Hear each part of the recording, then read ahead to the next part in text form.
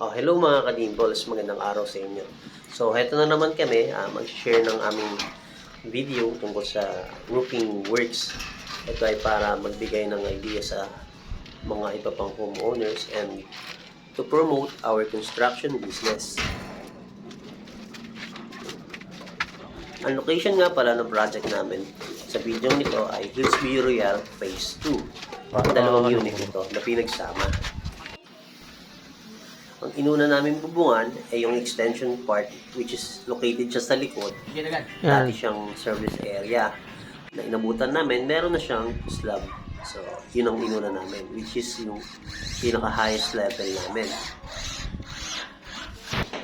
So, ito na yung itsura ng ilalim na nabubungan na natin. Okay? So, kinabit natin yung gutter and insulation plus roofing.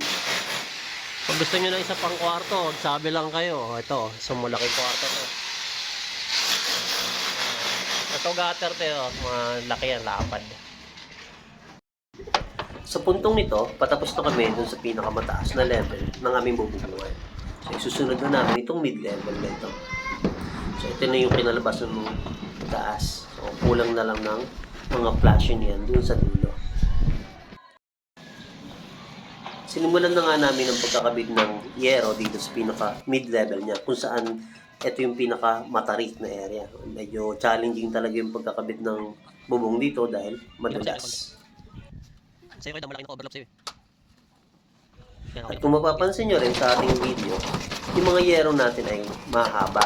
So mas mahaba ito dun sa karaniwang nabibili ninyo sa hardware which is 12 feet or 16 feet yung pinakamahabang available. At sa kabila ng init at pagod na nararanasan natin sa pagkakabit ng bubong, buti na lang inaaliw tayo ng mga makukulit na bata. Yan.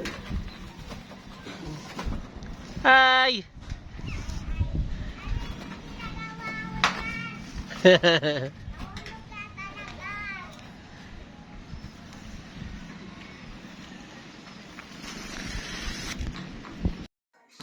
Balik tayo sa usapang haba ng yero.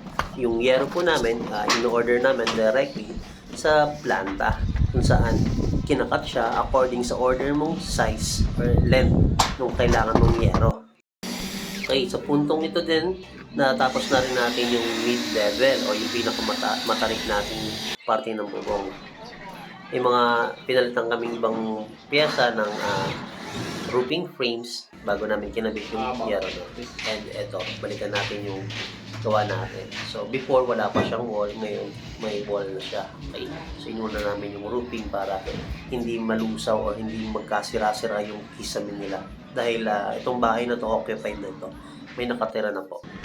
Okay, roofing services natin guys. Okay. Ito. Medyo nadumihan na kasi gumagawa na rin yung likod. Nauna tayo ng konti. Yan. So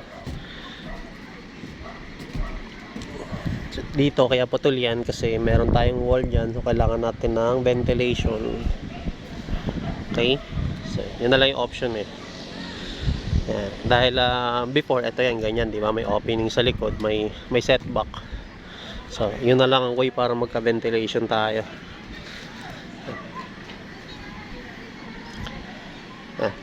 Tagalan na naman, tagbagyo na naman. So, roofing. So, okay.